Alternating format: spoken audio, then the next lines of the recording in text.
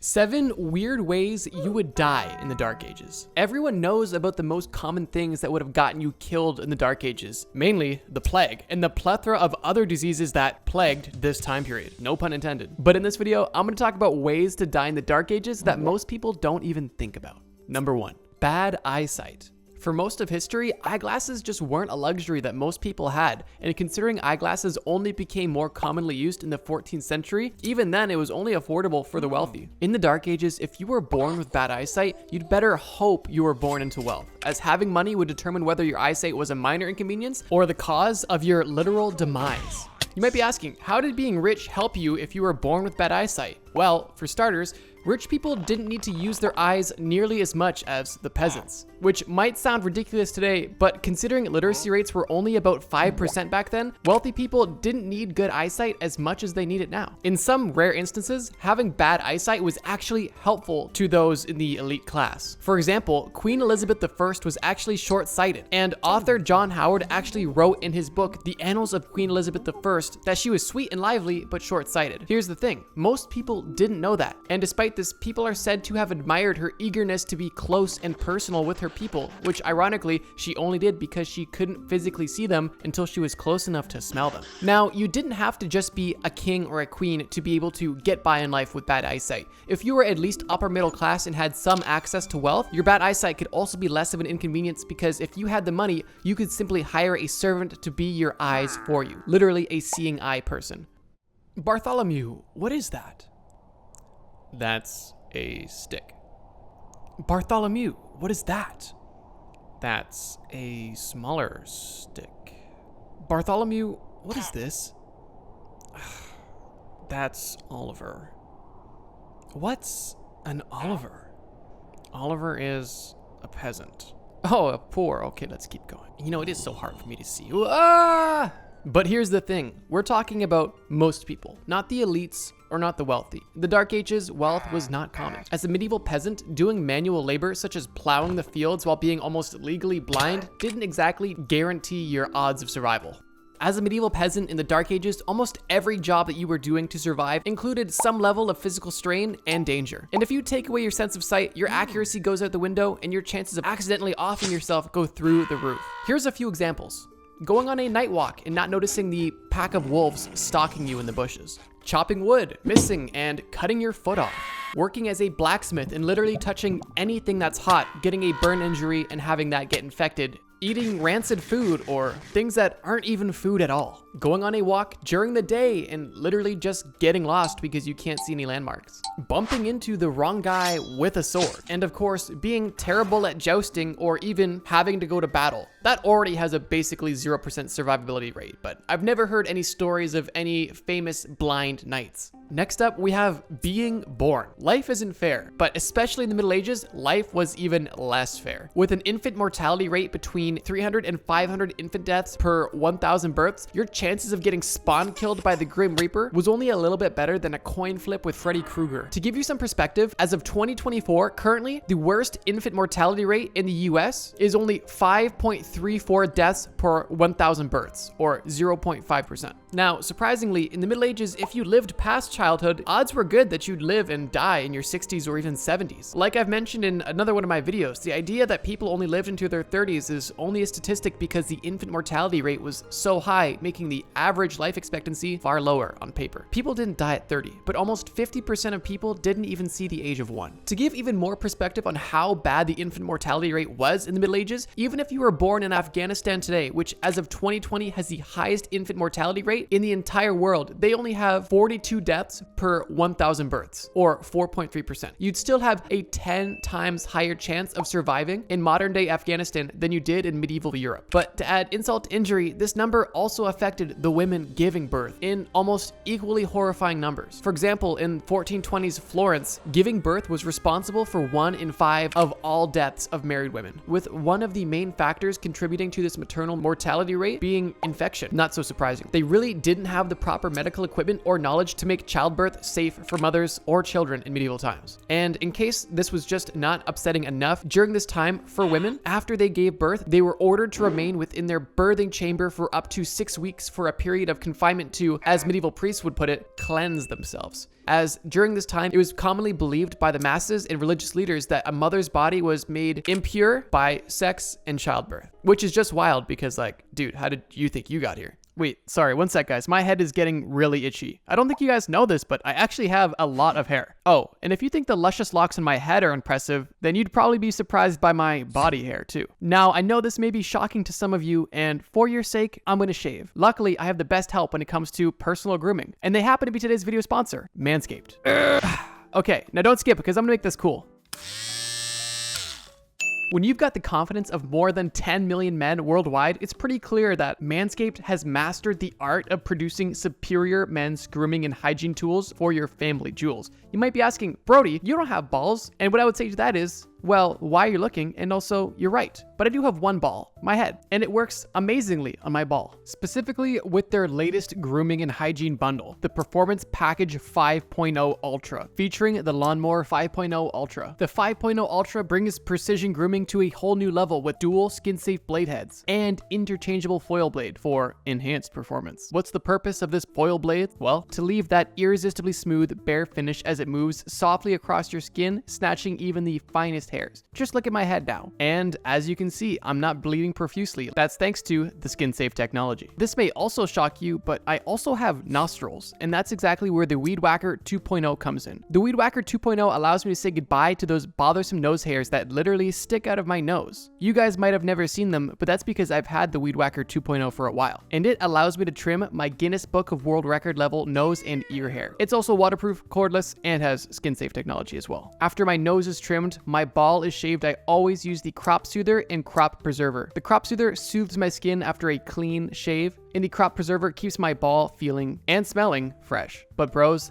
that's not the best part. Because you're watching this video, when you purchase a Performance Package 5.0 Ultra, you will also receive 2 free gifts. First up, an awesome pair of boxers, the Boxers 2.0. They are extremely comfortable and have a family jewels pouch. And you will also get the Shed 2.0, which is a great toiletry bag. So with that being said, head over to manscaped.com and get your hands on the Ultimate Performance Package 5.0 today. Use the promo code TMB, trust me bro, and you'll get 20% off plus free international shipping and 2 free gifts. Thank you, Manscaped, for sponsoring this video and keeping my ball safe. Now, back to other things that could get you killed in medieval times. Pirates! No, pirates isn't how they got here. Pirates is the next entry on the list. Kind of. Although the golden age of piracy is considered to be between 1650 and 1720, pirates have been shameless menaces to society for most of recorded human history. What's worse is towards the end of the Dark Ages, governments on both sides of war would actually incentivize pirates by funding their crews in order to use them as ravaging machines of war, essentially turning pirates into mercenaries for hire, and not like in a TF2 kind of way. These state-funded pirates were actually called privateers, and because of these privateers, at the end of the Middle Ages, you probably would have not wanted to be a sailor. That's because most of the time, if you got captured by these pirates and they didn't need you as a slave, you'd most likely just be thrown overboard. But if you were so lucky to be a slave and to not die immediately, well, then you're in for a real treat, because this asshat named Barbossa only used galleys to get around, which is a smart person way of saying big rowboat. And who exactly do you think is going to be rowing Barbossa's boat? That's right, your sorry ass, because you didn't realize that this sea menace named hay-ridden Barbossa, or as some called him, Redbeard, was going to capture you and your boy Amicus from your merchant vessel and turn you into full-time paddling technicians on a rowboat. I mean, seriously, just imagine getting captured by this fat ginger dude and then being forced to spend the rest of your days rowing around in this oversized rowboat like a damn Oompa Loompa, like you're in Charlie and the Chocolate Factory or something. That being said, if you were lucky enough to become a rowboat technician,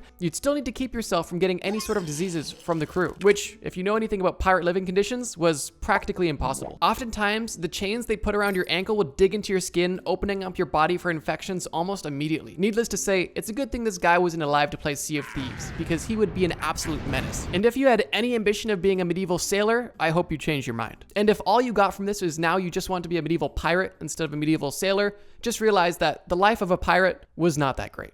Obscure laws. From the mid-12th century onward, the king began to play a larger and larger role in the administration of justice in England. But before this, the maintenance of law and order was largely the responsibility of local lords and communities. But in the 13th century, local courts became more common. However, before the Pope banned it in 1215, trial by ordeal was the most common method of justice. What is trial by ordeal, you may ask? Basically, they would give you an impossible task and assume that if you were innocent, God would perform a miracle in order for you to not die. I think you get where I'm going with this. There are plenty notable methods of going about this, but one of the most popular examples is trial by fire. A supposed criminal would be asked to walk over 10 feet of red-hot coals, and if their feet weren't burnt at the end of it, they were deemed innocent by the priest. During the witch hunts in medieval Europe, a supposed witch was lowered into water by rope, and if she sank, she was deemed innocent, and if she floated, she was deemed guilty. After this administration of justice, however, laws and trials became more commonplace. Because the king wrote whatever laws he wanted, some of them were pretty random and had harsh sentences. For example, in 1198, one law ordered blinding and castration as a punishment for anybody who got caught hunting venison in the royal forest. This definitely had a chance of getting you killed, since preventing infection was not an easy task in the 13th century. In 1209, court records note that a man named Hugh was accused of doing just this. Petrified, Hugh fled to a church where he remained for a month until he escaped by disguising himself as a woman. Another obscure law that could get you killed had to do with bread. Yes, bread. To reduce competition amongst bakers, in 1266, a law was enacted to ensure that all bakers sold their bread at the same weight. Because breaking this law had potentially serious consequences, most bakers gave their customers extra bread just in case. And if someone was found baking underweight bread, they would be fined. And if they continued to do this, they would be pilloried. For context, this is a pillory. And getting pilloried is when you are in the town square getting, well, hurt. The pillory could get you killed as the crowd's behavior towards you was usually unpredictable. Typically, criminals in the pillory would get rotten eggs, mud, filth, and animal crap thrown at them. But if you caught the crowd on a bad day or said something that pissed them off, or maybe you weren't the nicest baker in the world, they would become violent, hurling stones and bricks at you, which often led to death. That wasn't always the case though, as the crowd's reaction often depended on the context of your crime. For example, in 1703, Daniel Defoe was sentenced to a pillory for causing people to rebel against the state. But because he was regarded as a hero among the crowd, he was pelted with flowers, making his punishment almost nothing. A little bit of a sweet twist there, which is something you don't typically get in a morbid Trust Me Bro video, but enjoy it because it doesn't last long. One last obscure law is the banning of football in medieval England in 1388, which actually brings us to our next point: medieval football. Nowadays, people think rugby is a rough sport. Well, let me tell you what makes rugby look like a relaxing evening at your nana's knitting club. Medieval football, which originally started around the 14th century, was actually known as mob football. And mob football is exactly what it sounds like. See, this wasn't like modern football where there was rules or a field and a specific amount of players or even a referee. These games were played in medieval towns and villages with unlimited players on either team. The rules were simple: get an inflated pig's bladder on your team's side of town by any means possible. And when they say any means, they really meant any means.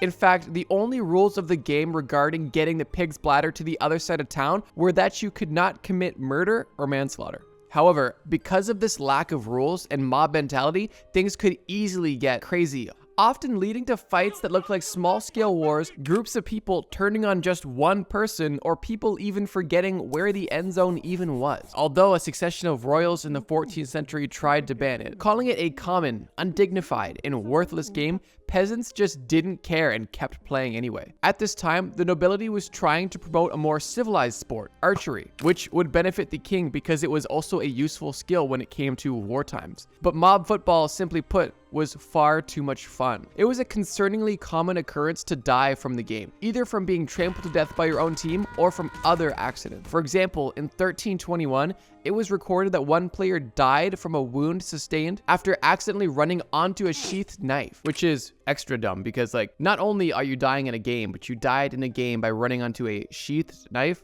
Like, that's what it has the cover on. Regardless, mob football was a spectacular sport, gathering big crowds to watch the games. And the legend even lives on till today. But nowadays, people don't really die. They just get millions of dollars and traumatic brain injuries. Witchcraft. Specifically, practicing witchcraft. In the Middle Ages, people often think of witches when they hear of witchcraft, which makes sense, but there is specific terms for men who practice witchcraft as well. Maleficio, Wicca, or warlocks. This comes from the Latin term maleficium, which was considered to be sorcery or witchcraft that was conducted in the intention of causing harm. A lot of people don't really understand the context of witches and witchcraft in the time period. Back then, witches and sorcerers weren't like your crazy ex from university who you broke up with because they peed on your bed and they told you they were going to cast a love spell on you. Witches in the medieval ages were not only highly respected, but also highly feared. When you think about the 14th century, you have to remember how much power the church had. Belief in God, spirits, and demons was taken as a given. So when somebody said that they were able to cast a spell on you or send a demon your way, that was a serious and scary threat. And because of the Catholic power structure, when you openly opposed God as a witch, you were deemed as opposing the entire state itself. Although there are different words for both genders, the most common theme of both is that they were both considered occultists or sorcerers. Sorcerers were seen as somebody who tried to reshape the world through the occult. Now, how did they do this? Basically, every once in a while, someone came along who made a spectacular claim about the spirit world, and they had received perceived credibility, claiming that it had something to do with Solomon from the Bible. This happened because someone once wrote a book labeled The Testament of Solomon, which claimed that King Solomon from the Bible enslaved particular demons to help build his temple. The only problem with this claim is that this book was written many centuries after King Solomon from the Bible died. Another example of this is a book translated from Latin known as the Book of the Offices of Spirits, or the book called Empto by King Solomon, about a prince and kings of demons. Strangely enough, this book is mostly only known through references. Neither the original copy nor the author ever have been found. Within these books, there are instructions on how to work with specific demons that were actually mentioned in the Bible to carry out evil deeds on your behalf. With this context, it makes more sense why the entire medieval population hunted witches at one point. It's because people were scared of them. And to make things worse, anything bad that happened to them was blamed on someone supposedly practicing witchcraft. For example, if something bad happened to John that could not be readily explained, and John felt like Richard disliked him, John may have suspected Richard of causing him harm by occult means, aka witchcraft. In fact, the most common suspicions that she might be a witch were livestock, crops, storms, disease, and even sexual dysfunction. So basically, if someone didn't like you and something bad happened to them, you could easily be proclaimed a witch. In total, tens or hundreds of people were executed and others were imprisoned, tortured, banished, and had their lands and possessions confiscated. So yeah, practicing witchcraft could have definitely gotten you killed. And even if you didn't practice witchcraft, the simple hysteria of it all could easily have gotten you killed as well. Following witchcraft, we have a semi-similar topic, alchemy. Alchemy started in the Middle Ages, and some say it is actually a precursor to modern chemistry. At the heart of medieval alchemy is the belief that all matter was composed of 4 elements: earth, air, fire, and wind. And with the right combination of elements, any substance on earth could be formed. Alchemists believed that the transmutation of one substance into another was possible, and that's how the stereotype of alchemists trying to turn lead into gold came to be. What many people didn't know, however, was that alchemists were also trying to create an all-powerful elixir to cure disease and make anyone who drinks it immortal.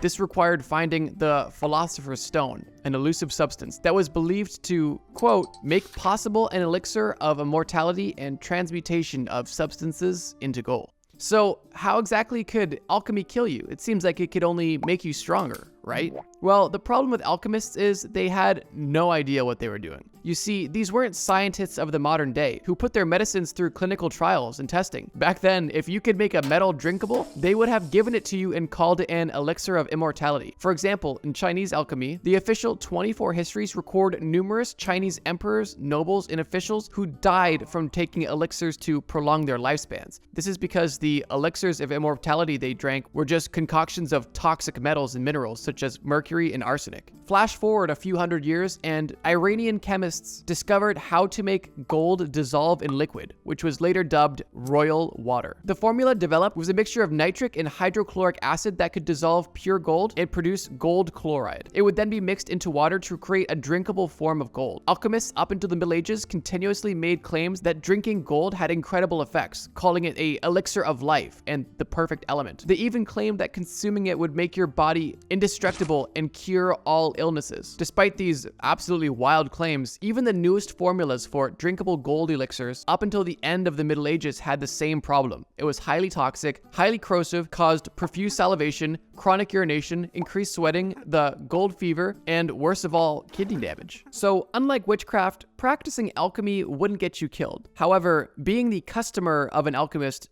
definitely would. Bonus, yeah, there's actually 8, not 7. This one's just silly, so it's kind of short. Spontaneous human combustion. Yeah, you heard that right. Spontaneous human combustion is incredibly rare, yet documented and a proven phenomenon throughout history. What is it, you may ask? Well, basically, it's when a human spontaneously combusts into flames and dies. The only catch is the fire is not started from an external source, which is where the mystery comes from. Some theories about how this fire could have been ignited internally come from alcohol consumption or excessive body fat. In ancient times, officials would often explain these occurrences with the supernatural or God's judgment. This one's kind of silly, but I thought you'd like it. Well, there you have it. Now you know about 7 unusual ways to die if you were alive in the Middle Ages. To conclude this episode, I'll summarize my key points into one simple sentence.